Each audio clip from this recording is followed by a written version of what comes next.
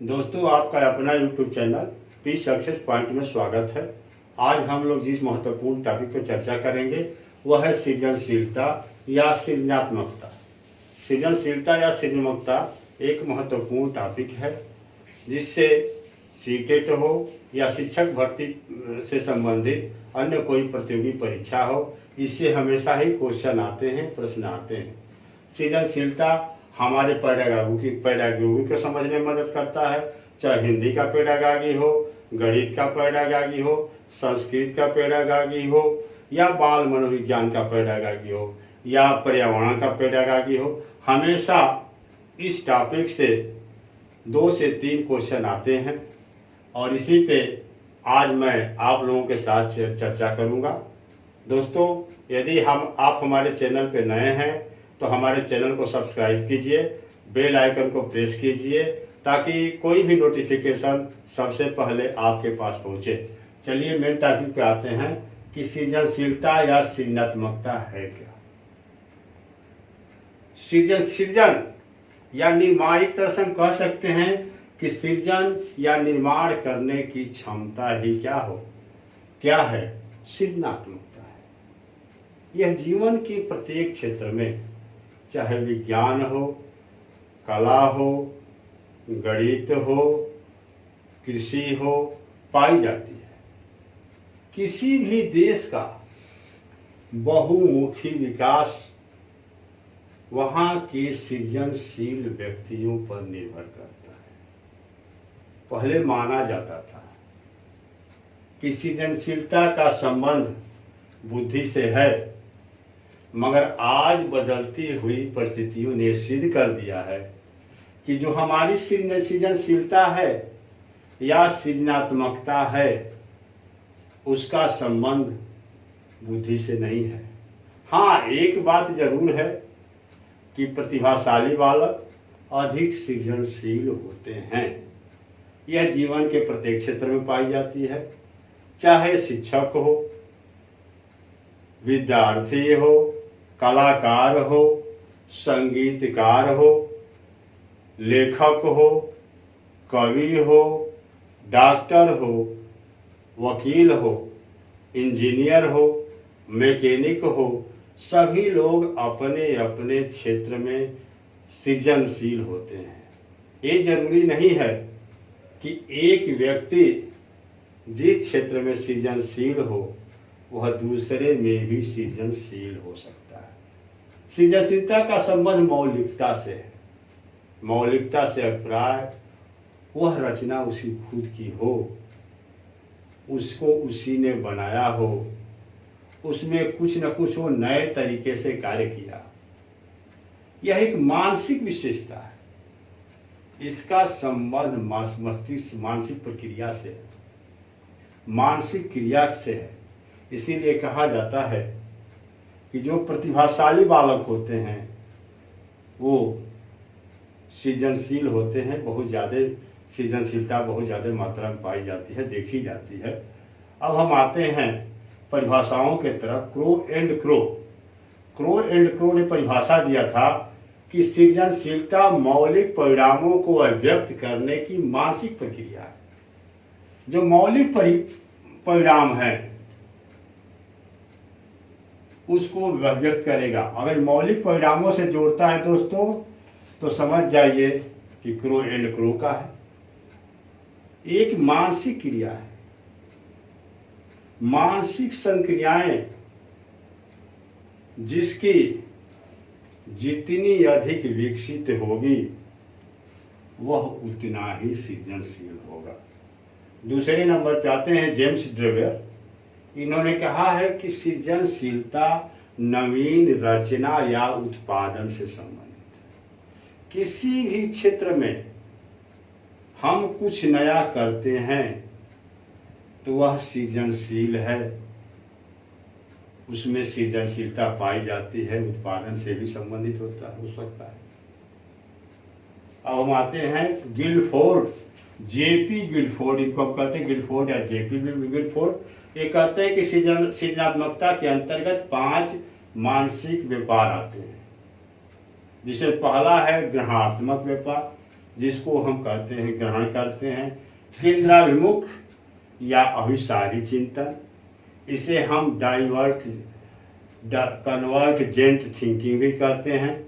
इसके बाद आता है केंद्राभिमुख चिंतन या अपसारी चिंतन, जिसे हम डाइवर्जेंट थिंकिंग भी कहते हैं, और इसी को सृजनशीलता माना जाता है।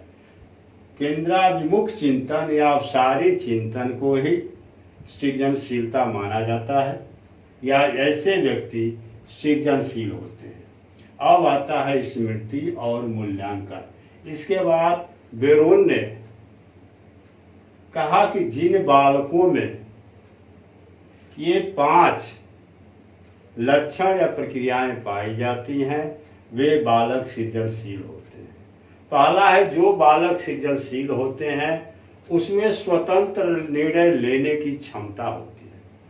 वो अपना निर्णय स्वतंत्र रूप से लेना चाहते हैं। इसके बाद आता है जटिल समस्याओं के में रुचि। सृजनशील बालक जो भी जटिल समस्याएं हैं, कठिन से कठिन समस्याएं हैं, उसमें रुचि लेते हैं। वो इसके बाद आता है ये वो सृजनशील बालक एक साथ बहुत सारी समस्याओं पर ध्यान केंद्रित कर सकते हैं। मान लीजिए कक्षा में कोई सृजनशील बालक है, आप टीचर हैं, पढ़ा रहे हैं, तो आप देखेंगे कि वो सृजनशील बालक एक साथ बहुत सी समस्याओं पर ध्यान केंद्रित कर सकता है। पढ़ाई में जब समस्या है उसका भी निराकरण कर सकता है, जो उसके जीवन से संबंधित समस्याएं उसमें भी बढ़ चढ़ कर हिस्सा लेता है, खेल कूद में भी बढ़ चढ़ करके हिस्सा लेता है, गीत संगीत में भी बढ़कर हिस्सा लेता है, और उसमें मौलिकता से भरपूर होता है। किसी भी विषय वस्तु को वह नए तरह से सोचता है, नए तरह से विचार करता है, नए तरह से समझने का प्रयास करता है, और अपनी समस्याओं को नए नए तरीके से हल करने के लिए उत्सुक रहता है। यानी उसमें उत्सुकता भी पाई जाती है, किसी भी विषय वस्तु को जानने के लिए, समझने बहुत ज़्यादा उत्सुक रहता है। जिज्ञासा उसके अंदर होती है। खास तौर से बाल्यावस्था में सृजनशीलता की प्रवृत्ति बहुत अधिक देखी जाती है, क्योंकि बाल्यावस्था को सृजनशीलता और रचनात्मकता की अवस्था भी कहा जाता है। वो नए नए चीज़ों की रचना करने में ध्यान देते हैं। दोस्तों, बहुत बार एक क्वेश्चन पूछा जाता है कि अपसारी चिंतन और अभिसारी चिंतन, कि हमेशा कंफ्यूज करता है। इसलिए यहाँ पे मैं बता दे रहा हूँ, एक है अभिसारी,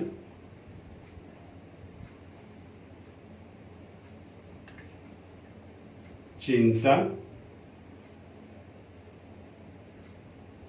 या इसे हम कहते हैं केंद्राभिमुख चिंतन,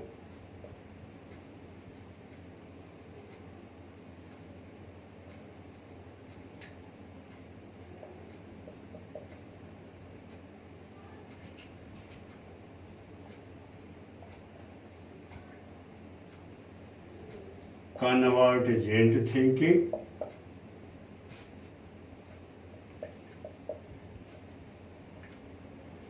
और दूसरा है अपसारी चिंतन।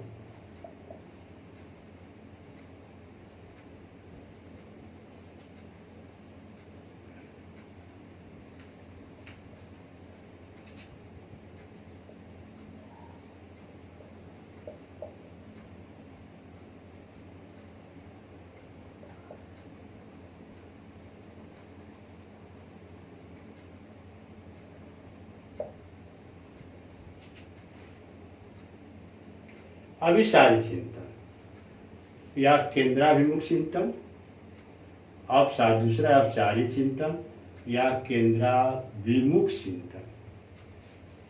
केंद्राभिमुख चिंतन सृजनशीलता नहीं है, क्योंकि इसमें बालक पुराने तरीके से या सरल तरीके से सोचता है। जो भी पुराना पैटर्न है उसी पे सोचेगा, सरल तरीके पे सोचेगा। जैसे मान लीजिए ये कोई बिंदु है और सारे लोग इस एक ही बात बता रहे हैं, एक ही बात बता रहे हैं, तो ये सृजनशीलता नहीं है। सृजनशीलता तब होगी जबकि किसी भी विषय वस्तु को जो ज्ञात शब्द है बालक को, उसको नए नए तरीके से बताने का प्रयास करें। जैसे में आ जाता है अपसारी चिंतन या केंद्राभिमुख चिंतन, जिसे हम डाइवर्जेंट थिंकिंग भी कहते हैं।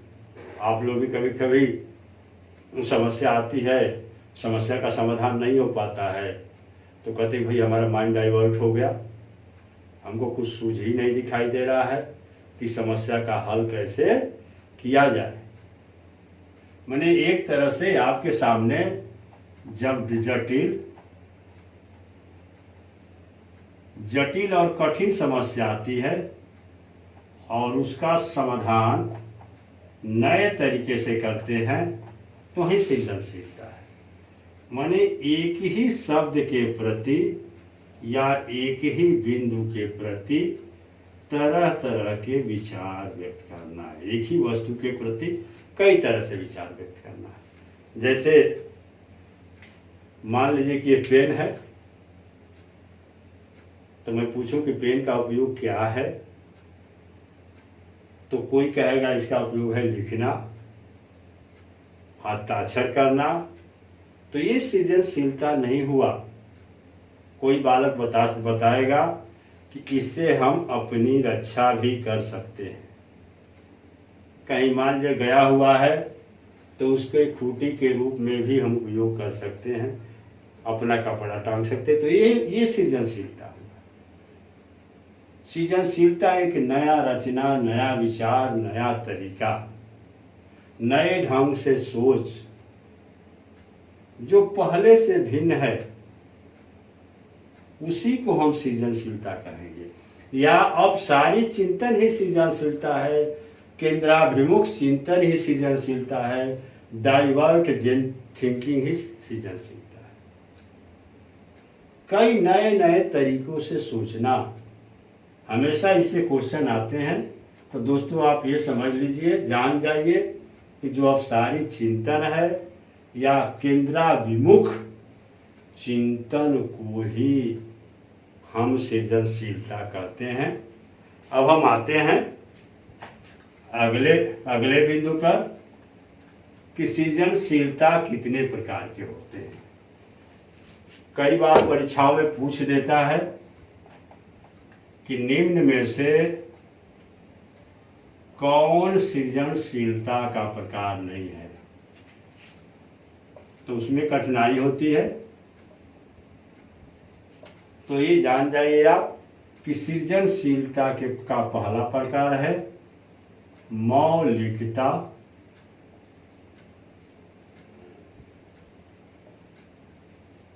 या इसे नवीनता भी कह सकते हैं।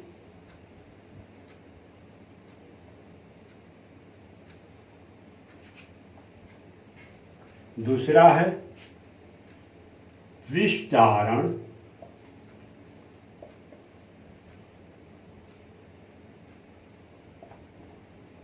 इसके बाद आता तीसरा है विविधता,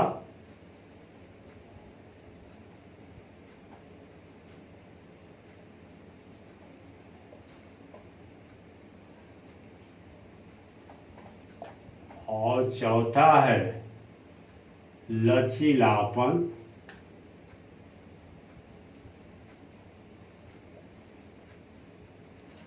या कहीं कहीं इसको देता है नमनशीलता के नाम से भी जाना जाता है। मैंने सृजनशीलता के 4 प्रकार हैं: मौलिकता या नवीनता, विस्तारण, विविधता, लचीलापन या नमनशीलता। मौलिकता उसकी खुद की रचना है, जो पुराने ट्रैक से हट करके, पुराने अवधारणा से हट करके उसके बारे में जब कोई बालक बताता है तो वो मौलिकता हो गया, या इसे ओरिजिनलिटी भी कहते हैं। वह उसका ओरिजिनल है, उसमें संशोधन नहीं किया जा सकता है। फिर कभी कभी किसी विषय वस्तु पर हम विस्तार से चर्चा करते हैं या आप करते होंगे तो कुछ नए शब्द जुड़ जाते हैं, यानी सृजनशीलता में विस्तारण भी पाया जाता है। विस्तृत तरीके से सोचने, समझने और समस्याओं का समाधान करने में सृजनशीलता बहुत मदद करता है। इसके बाद होगा विविधता। एक ही विषय वस्तु को विभिन्न तरीकों से सोचना, उस पर विचार करना, चिंतन करना, समझना, विभिन्न तरीके से समस्याओं का समाधान करना ही सृजनशीलता का है। ये भी एक सृजनशीलता का प्रकार है। चौथे नंबर पे आ जाते हैं लचीलापन या नमनशीलता। सृजनशीलता में लचीलापन होना, लचीलापन होगा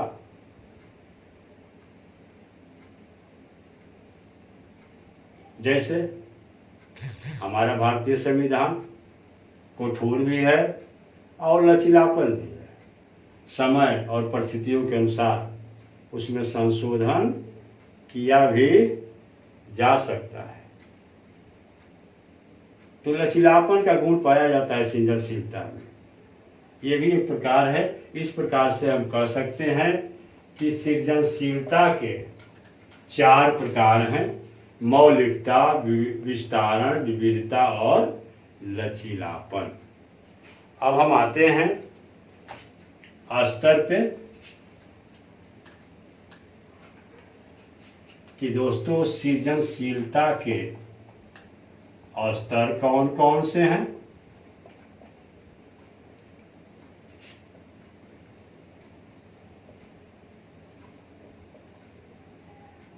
सृजनशीलता के स्तर, तो पहला हो गया संवेदनशीलता,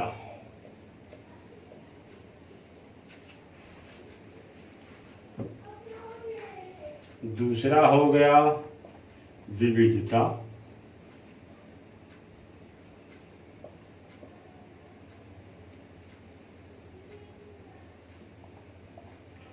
तीसरा हो गया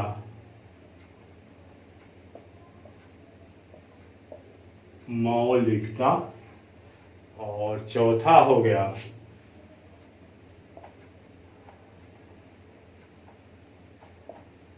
व्यवहारिकता।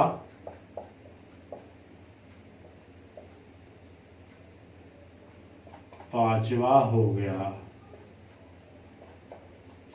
परिणामों की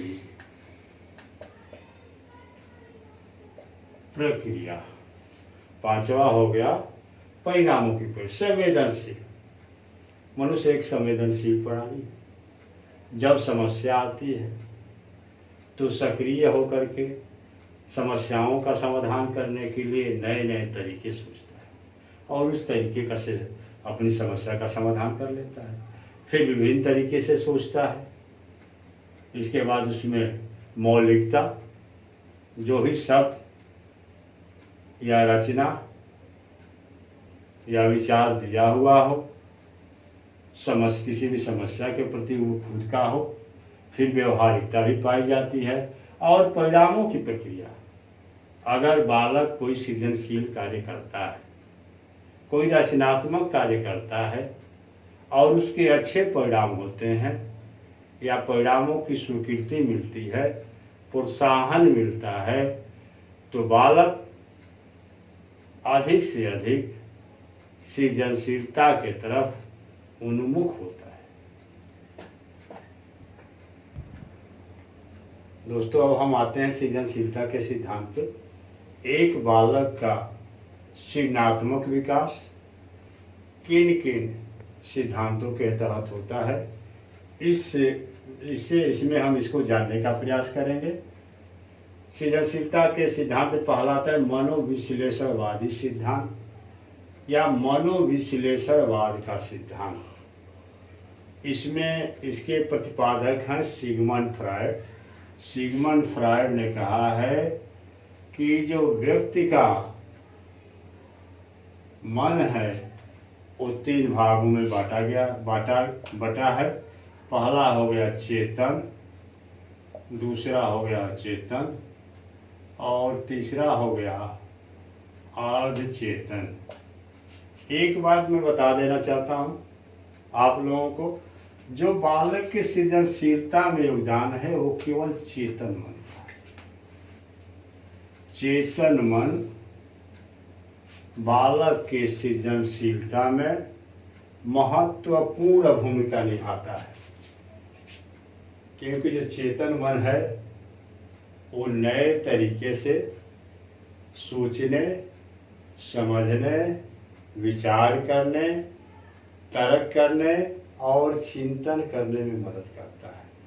अचेतन मन का सृजनशीलता में कोई योगदान नहीं है, क्योंकि अचेतन मन में जो हमारी दमित इच्छाएं हैं वह दबी हुई होती है, वो रहती है। दूसरा है साचर्यवाद का सिद्धांत। इसके प्रतिपादक है मेडनिक।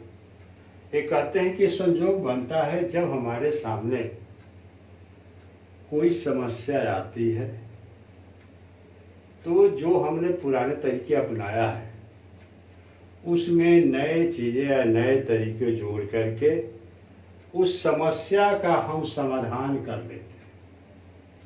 नए तरीके अपना करके, नए चीज़ें अपना करके समस्या का समाधान करते। इसको सादृश्यता के नाम से भी जानते हैं। जब हमारे सामने कोई नई समस्या आएगी तो या आपके सामने कोई नई समस्या आएगी तो पहले जिसके आधार पे हमने समस्या का समाधान किया हुआ है उसी आधार पे हम नए तरीके से उस समस्या का समाधान करते हैं।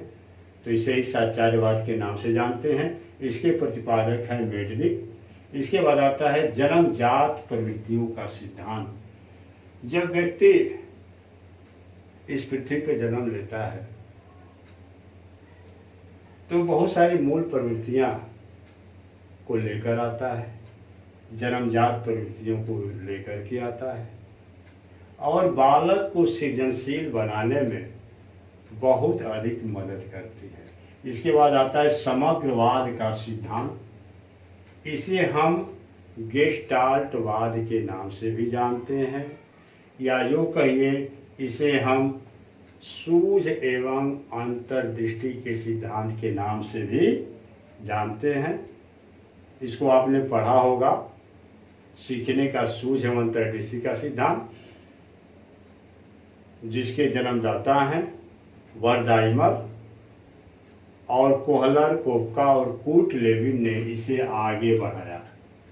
जब व्यक्ति के सामने समस्या आती है तो उस समस्या को बहुत सारे तरीके से सोचने का प्रयास करता है, समाधान करने का प्रयास करता है और अंत में उस समस्या का वो समाधान कर लेता है सृजनशील तरीके से, नए तरीके से। इसके बाद आता है अभिप्रेरणा का सिद्धांत। इसके प्रतिपादक है अब्राहम मास्लो। दोस्तों मैं आपको बता देना चाहता हूँ कि अभिप्रेरणा एक आंतरिक क्रिया है, आंतरिक शक्ति है जो हमें कार्य करने के लिए प्रेरित करती है। कार्य आरंभ करने, जारी रखने और नियमित करने की प्रक्रिया ही अभिप्रेरणा है, जब तक कि लक्ष्य की प्राप्ति नहीं हो जाती। जब व्यक्ति अभिप्रेरित होता है किसी विषय वस्तु के प्रति, जानने की उत्सुकता होती है, तो बहुत सारे तरीके अपनाता है या समाधान करने के तरीके अपनाता है और एक अंत में उसका समाधान कर लेता है, सृजनात्मक तरीके से, रचनात्मक तरीके से। अब है बुद्धि का सिद्धांत। एक प्रसिद्ध मनोवैज्ञानिक है जेपी गिलफोर्ड। जेपी गिलफोर्ड, इन्होंने सबसे अधिक बल दिया है। इन्होंने कहा भी है कि जिन बालकों में बुद्धि अधिक होती है या बुद्धि का विकास अधिक होता है वो सृजनशील होते हैं, सृजनात्मक होते हैं। किसी भी विषय वस्तु के प्रति, घटनाओं के प्रति नए तरीके से सोचते हैं, नए तरीके से चिंतन करते हैं और समस्याओं का नए तरीके से समाधान करते हैं। इसके बाद आता है शील गुण का सिद्धांत। मनुष्य जब इस धरती पे जन्म लेता है तो उसके दो तरह के शील गुण होते हैं। एक हो जाए जन्मजात शील गुण और एक हो गया अर्जित शील गुण, जो उसके सृजनात्मकता में काफ़ी मदद करते हैं। शील गुण में आते हैं शारीरिक शील गुण,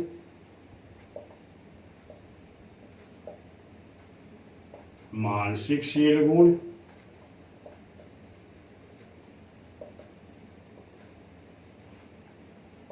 संवेगात्मक शील गुण, सामाजिक शील गुण और नैतिक शील गुण। ये व्यक्ति के सृजनात्मकता को या सृजनशीलता को काफ़ी प्रभावित करते हैं। दोस्तों एक बार आप जान जाइए कि सृजनशीलता एक मानसिक क्रिया है, मानसिक क्रिया है। इसके बाद आते हैं अधिगम गति का सिद्धांत। इसके प्रतिपादक हैं प्रसिद्ध मनोवैज्ञानिक टोरेंस। इन्होंने कहा है कि जब व्यक्ति अधिगम करता है, अच्छे वातावरण में अधिगम करता है, अच्छे तरीकों से अधिगम करता है, अधिगम में अच्छी विधियों को अपनाता है, तो उसके अंदर सृजनात्मक तरीके से सोचने, विचारने, समस्याओं के समाधान करने, चिंतन करने की शक्ति उत्पन्न होती है। अब देखिए ये हो गए आपके सिद्धांत।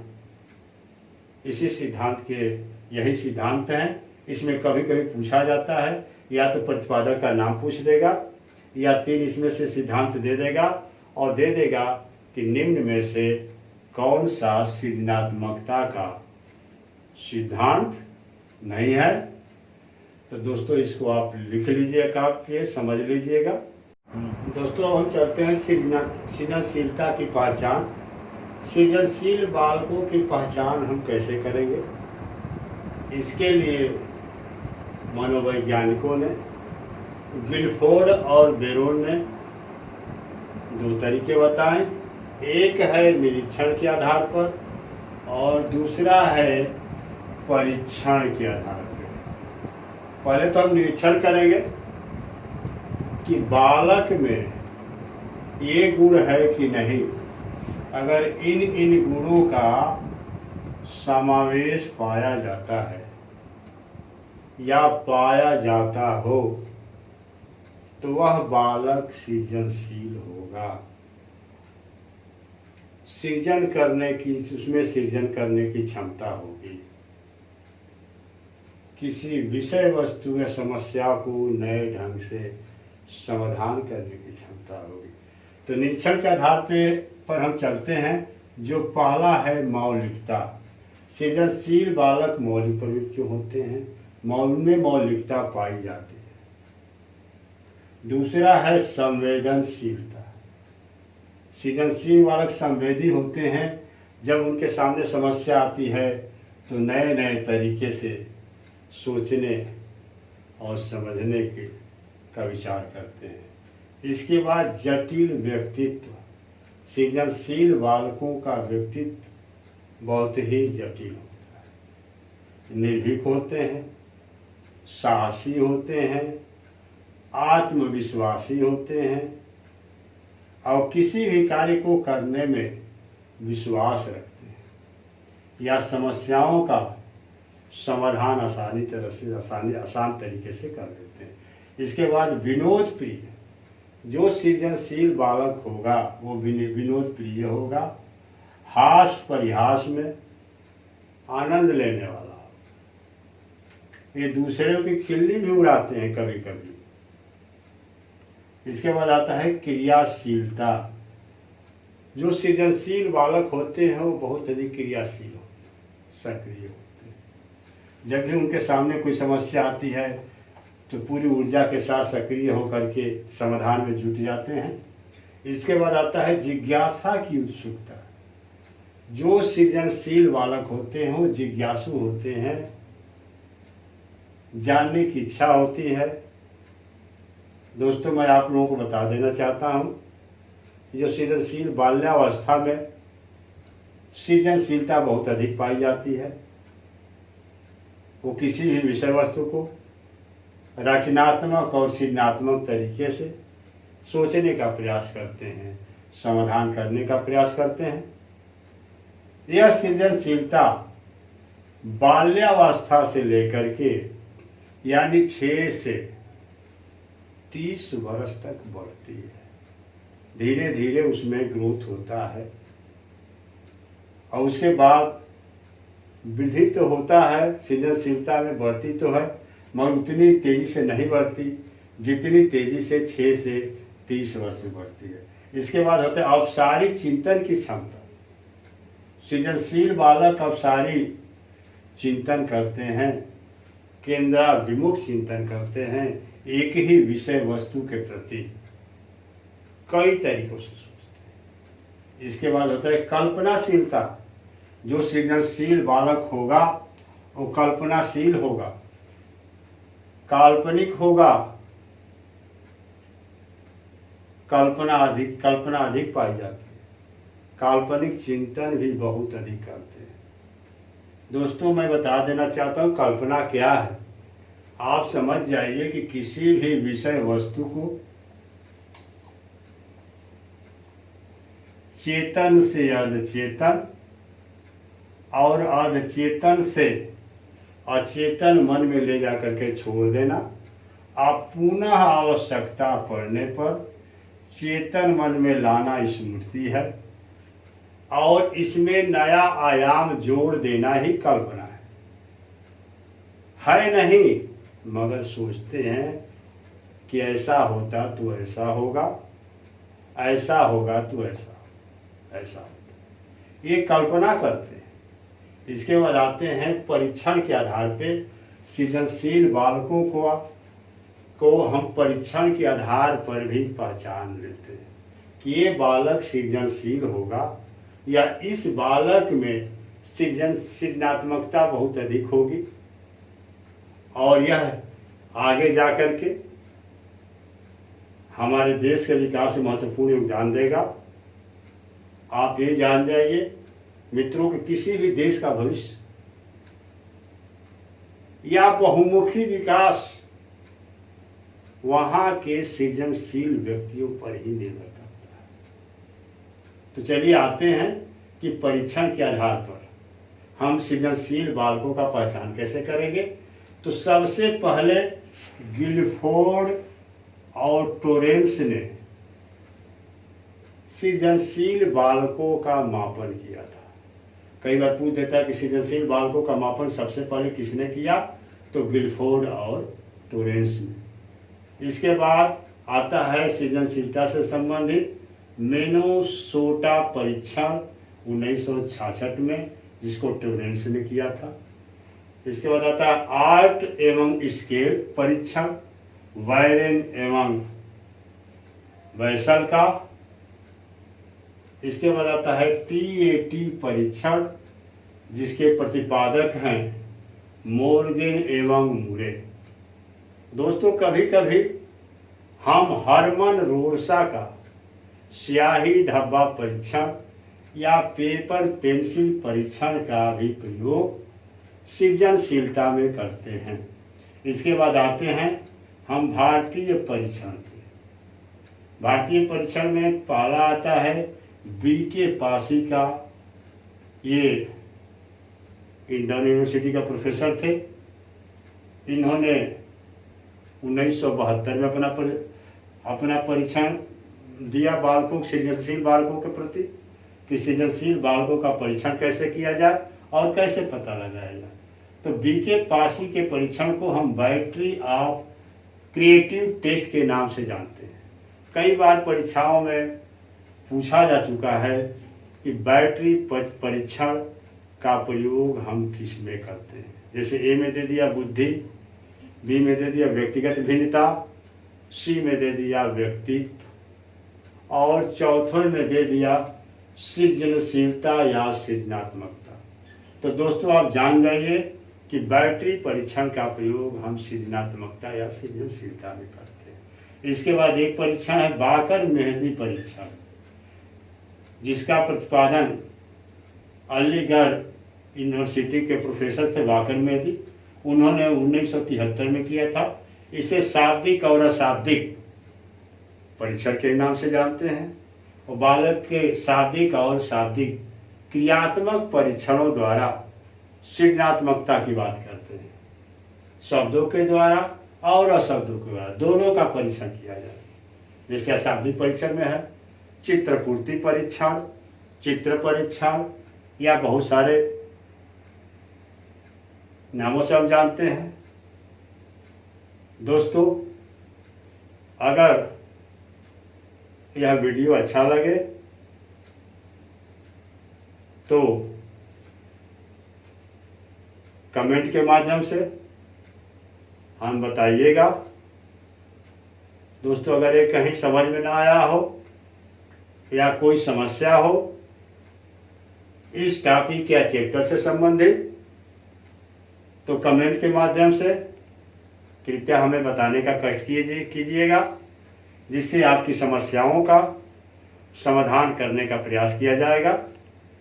दोस्तों अगर ये वीडियो अच्छा लगे तो सब्सक्राइब कीजिए, बेल आइकन को प्रेस कीजिए और अधिक से अधिक दोस्तों, मित्रों और सहयोगियों के साथ शेयर कीजिए, लाइक कीजिए। धन्यवाद।